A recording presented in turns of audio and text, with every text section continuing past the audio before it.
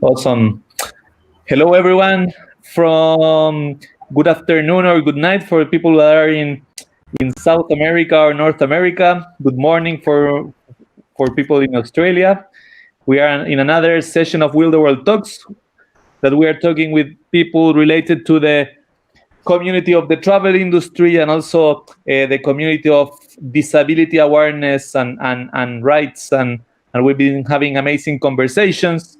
This time it will be in English. Sometimes we switch to Spanish when we talk with people that are Spanish speakers. Our communities half percent English speakers, half Spanish speakers. So this time will be in English. And we are. I'm going to introduce Ryan Handley, that is from Travello, that's going to speak with us. Hello, Ryan. How are you? I'm well. How are you? It's great to be here. Pretty good. Yes. Where are you right now? I am in sunny Brisbane, Australia, which is on the east coast of Australia. It's probably one of the lesser known capital cities in Australia. It's not as famous as Sydney and Melbourne. Nice. Good weather all the time there, right? It's not bad. It's pretty good. Well, we're in the middle of winter at the moment, and I'm in a t-shirt, so hopefully that says something. Lucky you. I'm in Santiago, and it's not the case. Here is pretty cold. We are also in winter. So, please tell us a little bit about you and about Travello, so people can know a little bit what you do and about your company. Yeah, absolutely. The really short description is, Travello is a social network for travelers. Myself and co-founder Mark Cantoni created this app about 3 years ago now, and it was really based off our own travels. Both of us were, large solo travelers. We did a lot of traveling, around Europe and around Africa, and a lot of that was solo, which is, pretty intimidating. And one of the best things, or if not the best thing about traveling, is meeting other people, other travelers. But we thought it was interesting with all of the social networks that were out there that none of them really helped to connect travelers. And the problem with social networks or other social networks in a travel context is that, social networks are designed specifically to keep you connected with people you already know. But when you're traveling, that doesn't help, because if I arrive in Bangkok and I jump on Facebook and I say, hey, I'm in Bangkok, any friends around to catch up and go out, obviously none of them are going to be there. So I need to connect with people from outside of my social graph. And that's where Travello comes in. So Travello helps you connect with travelers with like-minded interests in destinations. And, the app, we can talk about it a little bit later, but the app's really evolved a lot over time. It really started off as this, who's around me and what common interests have we got, but it's really evolved into something, far bigger than that now. Yeah, and I'm looking here in your Instagram account that you travelers over 180 countries. Whoa, yeah, huge. Yeah, it's great. We've grown really quickly. I mean, I guess the good thing about it, we started off in Australia, but the good thing about, travel and travelers using our app is that they kind of, they migrate. So they move through all different countries and they tell people, and it kind of, it grows outward, which has been great. So, yeah, it's been a really great journey so far.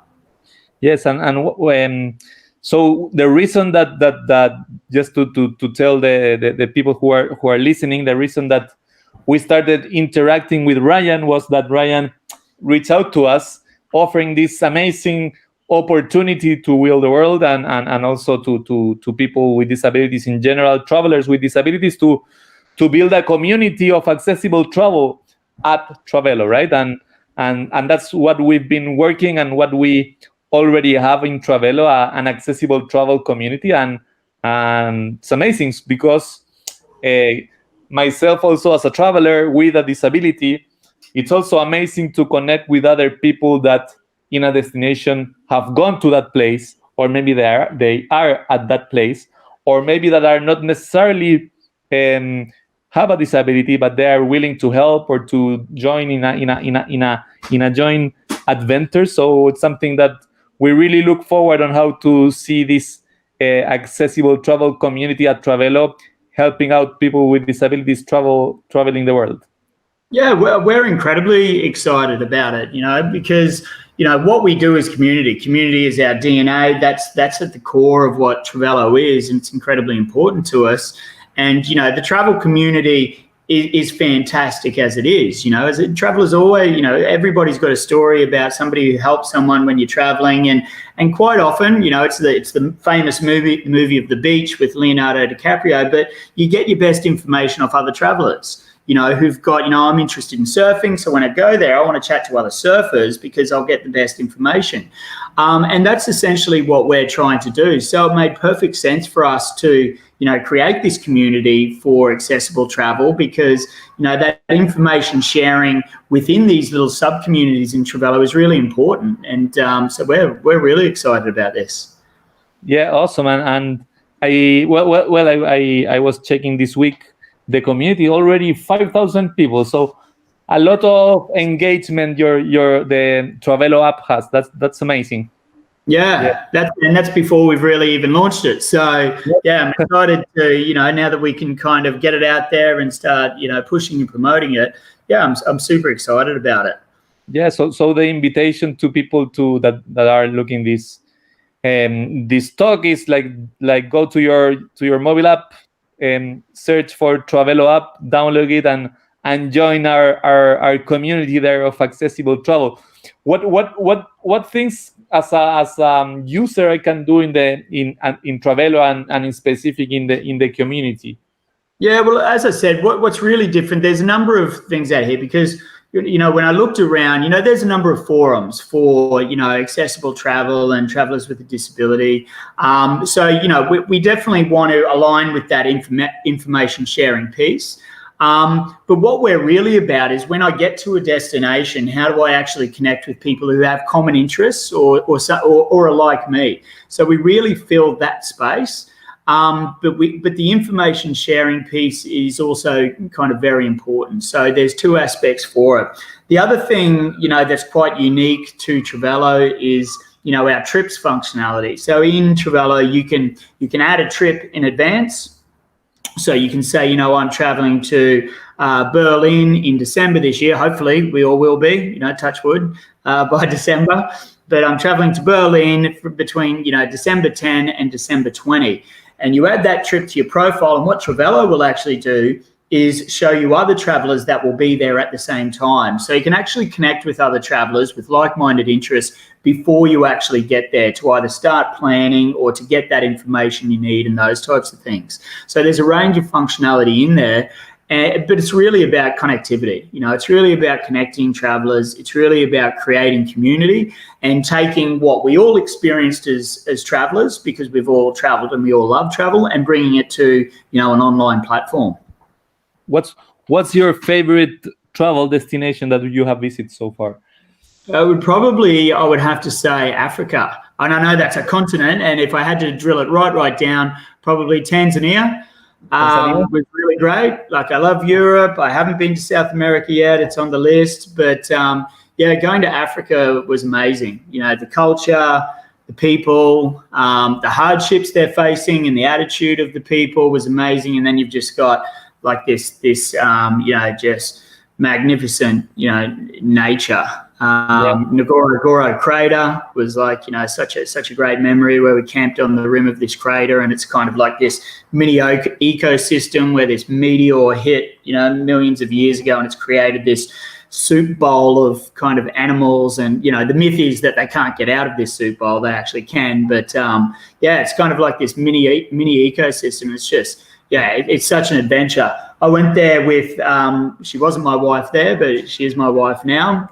And we've got kids, and I'd love to take the kids back over there for a number of reasons, once again, to see all the animals and the nature and those types of things, but also to experience the people, because they've just got such a great attitude to life, and it's, they're really living the way we all should be, to be honest. Yeah, we have some people of our community from Tanzania, and we offer some travel experiences there. In different places, and we're really we planned a previous pandemic to expand our offer in some destinations in Africa. We had to delay that a little bit, but let's hope that that would that would we would be able to catch up Yeah, sooner than later. How's been the pandemic absolutely. for you and Travello? Like, it has been tough, I guess. What are the things that you have come out with, new innovations or new like offering Yeah. situation? Yeah, it's obviously been tough for us. You know, we sell in destination tours and activities, and so obviously they completely shut down. But you know, from the beginning when we started Travello, and I guess a key USP between us and a whole range of other travel companies is our community. You know, we never wanted to be just a marketplace. We wanted to differentiate by our community. And as we've come through this COVID time, you know, the community has been what's really got us through. You know, we really switched our marketing as soon as COVID hit and the planes stopped flying and the borders started to shut.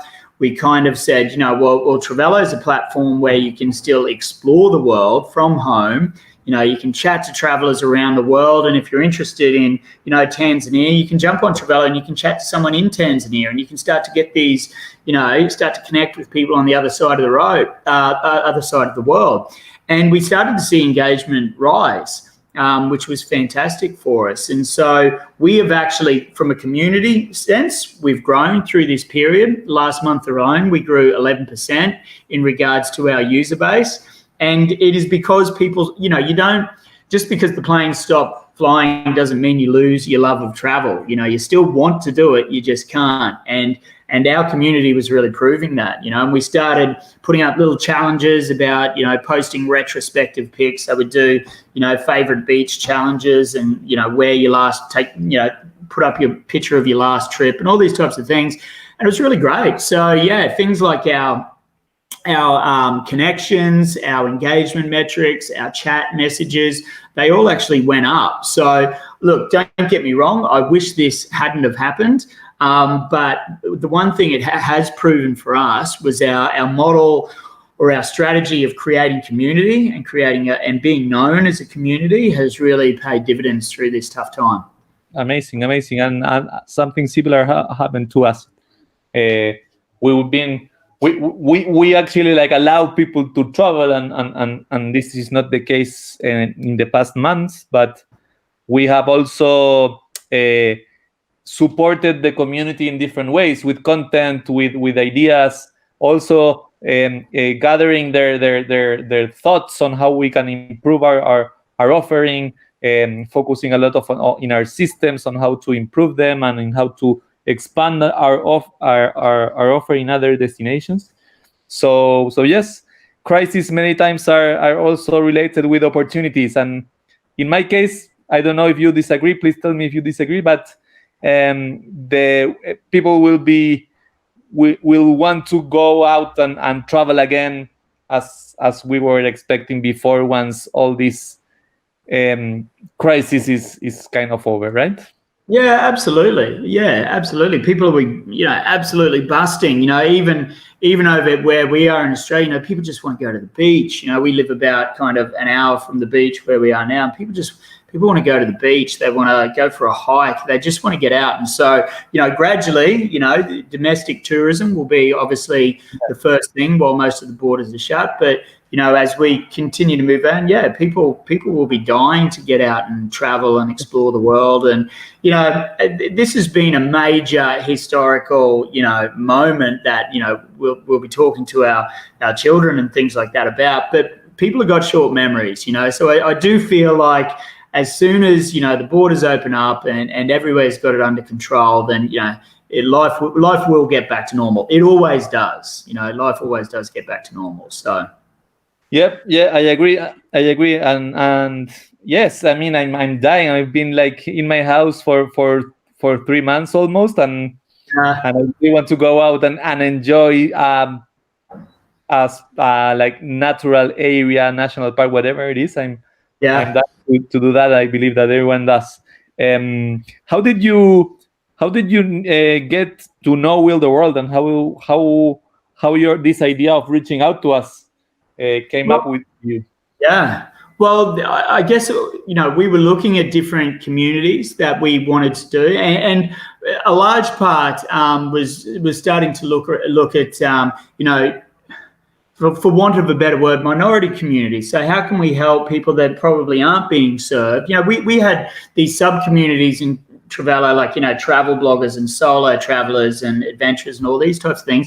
But we started to look at, how can we help the gay community, so the LGBTQ community connect. So we created a community, for gay travelers to connect with other travelers, because once again, their needs and their wants and what they need to find is different to, other travelers. So we just started looking at different demographics. And one of a guy we work with in, Australia here, John Sharp, one of his colleagues is, in a wheelchair but still travels a lot. And, we started talking to her, and we realized that, information about accessible travel is incredibly important when you're traveling, but there's a whole lot of different communities that you can get it from, but there's not really one, central place. And so it kind of came from there. From there, I just started kind of going, okay, well, this isn't my area of expertise. So who can we work with in the industry who is an expert in this industry? And a little bit of research brought up you guys. And, I'd seen what you've done, what you guys have achieved, what you're doing, what your mission and vision is. And, it's completely aligned with what we want to do. And community was already a big part of what you guys did, which was really important to us. And so we really felt like we were just, complementing what you were already doing. So it seemed like a perfect fit. Perfect fit. Totally agree. And actually, we also were in the process on how to expand different ways of supporting our community and making community, right? And this came off in a good idea, and I feel that many things can come ahead. So yeah. And I mean, some of the other things that we want to do as we move on is, because we're doing experiences is a big part of what we do. So we want to actually, starting off over here in Australia, start to talk to some of the operators here to see if they will have a experience, or whether they'll adjust their experience so it is accessible to people with a disability, and we want to start to highlight some of those experiences so that, people with a disability can find those experiences, simpler and easier as they're traveling through a destination, because these are all things as an able-bodied traveler you take for granted. It's, if you come to Gold Coast or Cairns or, Berlin or wherever, it's incredibly easy to find something to do, but I imagine that's not exactly the case with someone with special needs or a disability. So we want to start to work with operators to broaden their product offering and ensure that it does enable all travellers to experience what they've got to offer. Yeah. Actually, as 10 years ago already, not more, 11 years ago, I did a backpacking trip to Australia for 3 months with my best two friends. And actually, like that trip also, it was kind of an inspiration to start Will the World. Will the World was founded way after, but that trip, for me, even that Australia is a very accessible country comparing to the average destinations or countries. I would say Australia is in the top 5, to put it that way, or even top 3 of the world that in my experience that I have visited, and still, like, for me, was hard to find what accessible in accommodations to book and to stay, and how I would be able to go around. It was one of the best experiences of my life, that trip. I was a lot in Sydney, also Melbourne, and I did all the East Coast from Cairns down to Sydney, and I was young and with a lot of energy. But definitely, Australia is also on the list of our destinations that we want to onboard in the middle term. So also more than excited to explore that that area too. Yeah, absolutely. In general, what do you ambition for the future of Travello, Ryan, and yourself? Yeah, look, we've always wanted to be, and I kind of keep mentioning, community will keep coming up, but we just want to be the largest community for travelers in the world. That's essentially what we want to do. As I said before, besides probably, to a large extent, when I think about my travels, which was actually a lot of it was pre-mobile phones and pre-Travello and all those types of things. Quite often, I remember, the people I was with almost more than the destination. So I remember the people I was with and the night and the things we did this and this adventure we went on. But, whether that was Turkey or whether it was, somewhere throughout Europe, almost wasn't as important as the people. So we just want to continue doing what we're doing by creating this, huge community, a huge trusted, safe, connected community of travelers. And then, what comes beyond that, there's a whole range of opportunities that have come up through this journey so far. But we just really want to, I guess, stay true to that and continue to grow this community and to, do things like this where we're connecting different sectors, different verticals of the travel community, bringing them together. So that's really our mission. And that hasn't changed since day one. Other opportunities have come up along the way. But yeah, I think we just need to, really focus on that, because I still think in the travel sector, we're getting there in regards to size, but, there's still no really major central community of travelers. TripAdvisor once maybe was, in the very early days when they were kind of the first forum where you could come on and share information. But, they're really a marketplace now. If you go onto TripAdvisor, you don't really see the interactions of the people. You see stuff to book. There really is a big opportunity, a big vacant market here. And as I said, people and travel are incredibly important. So we'll just continue to focus on that. Amazing. Yes.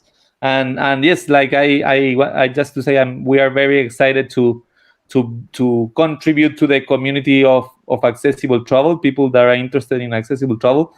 We have tons of content, written content and videos that we will start sharing through the app, because it's pretty cool content that it's good for people to understand. And for us, audiovisual content and written content has been the way that people that didn't consider traveling, they started traveling and realizing that their disabilities was not an impediment for them to have an amazing experience. So that's also the way that we will contribute to Travello with cool videos and documentaries that people can access to and enjoy them. Yeah, I mean, some of the content, since we've started this, and I've been looking at your Instagram and a whole heap of other pages around accessible travel. It's honestly, it's inspirational. Some of the images and some of the things that the people are doing. And but I'll throw a question back to you, Alvaro, because this is something I'll be able to learn about. Is there an awareness amongst the amongst people with disabilities that you can travel and you can climb mountains, you can do all these amazing adventures that are on your site? Is there a big enough awareness amongst the community that these things are possible? So you mean if there's awareness in the community of people with disabilities? That's the question, right? Yeah. Or is there a feeling that if I have an accident or something happens, that travel is now kind of not an option for me? Yeah. So that's a great question. I think that there's a lot of people traveling also, even if they have a disability. Yeah. But many people take a time to acknowledge that and to realize that actually some services of the travel industry are accommodated for our needs, right? Yeah.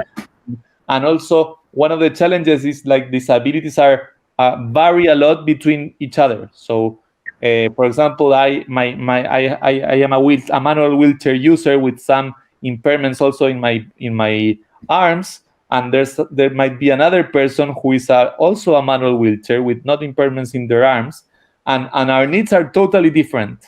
Yeah. So And the challenge here is like, until now nobody has focusing on raising the information in detail about the different services in terms of accommodation and also things to do and tourism attractions, on what level of detail each of them is accessible, so users can understand if that infrastructure, if that level of service satisfies their needs.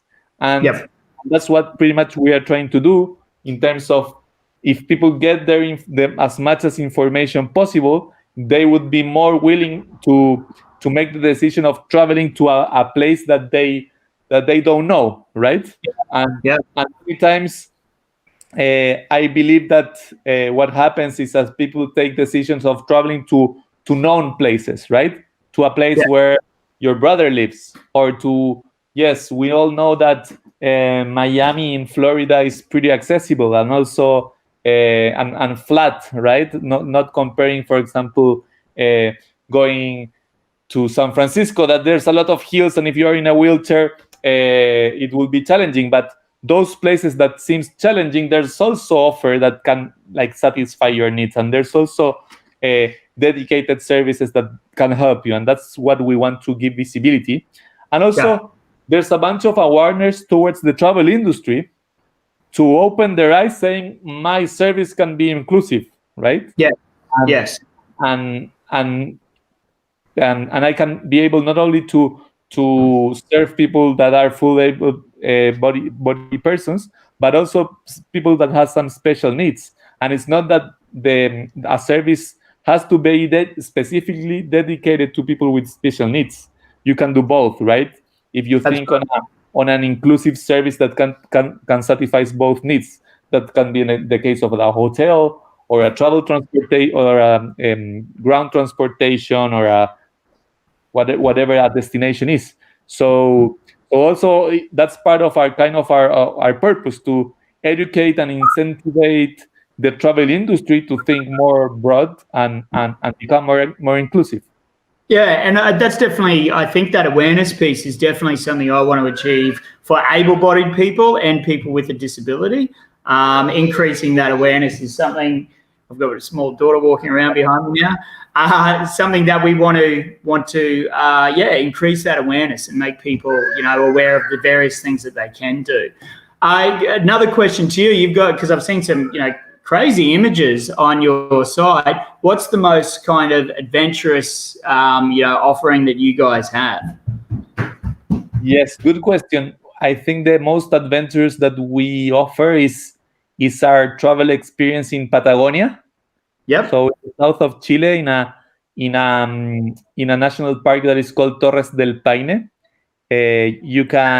We have like special hiking chairs with Yep.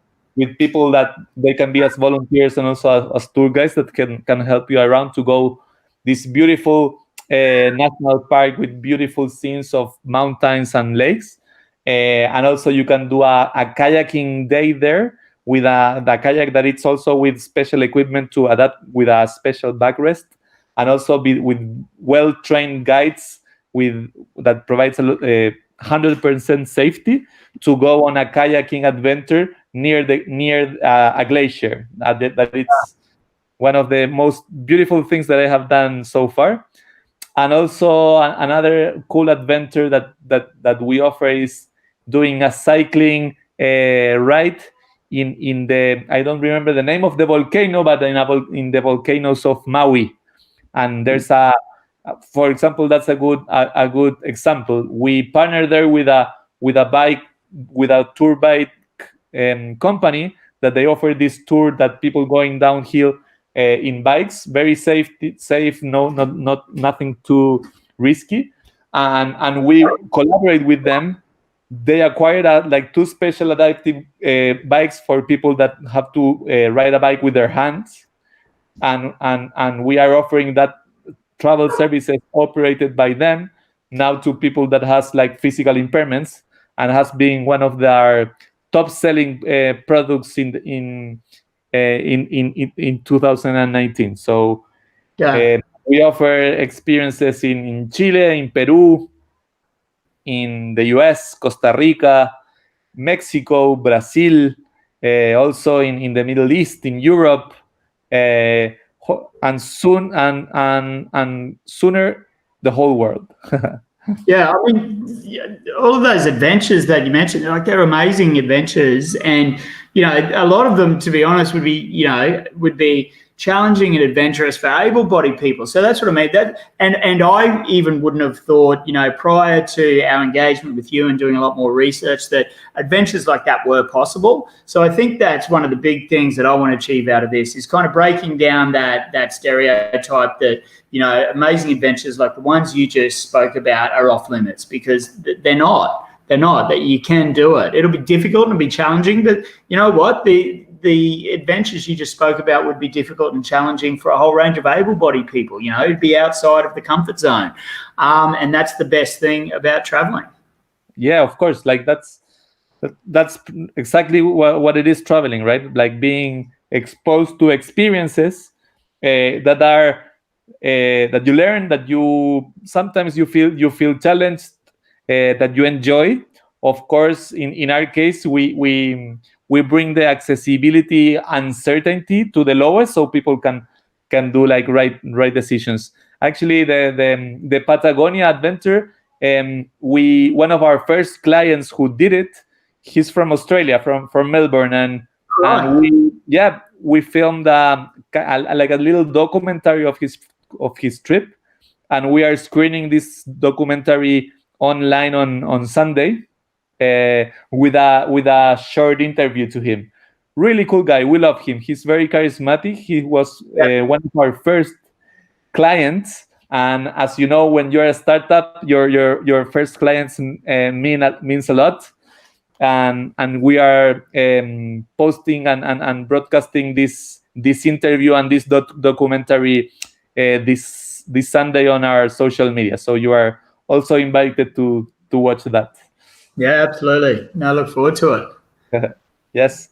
Also, Ryan, great conversation. It was pretty fast and very interesting. Thank you very much for willing to connect, for inviting us to this opportunity of creating this community at Travello, and just let's invite people, right, to join Travello, download the app, join the accessible travel community section, and we will be collaborating with content, with information, and being very close to people that interacts in Travello. Absolutely. Yeah, we're very excited about this and we look forward to working with you guys into the future. Hopefully when we can all actually travel would be preferable. Yes, we will travel, right? Absolutely. Absolutely. Very, very nice talking to you, Ryan. Fantastic. Thank you very much. Great to Enjoy chat. your day. Good night by here. I will. Good night. Bye-bye.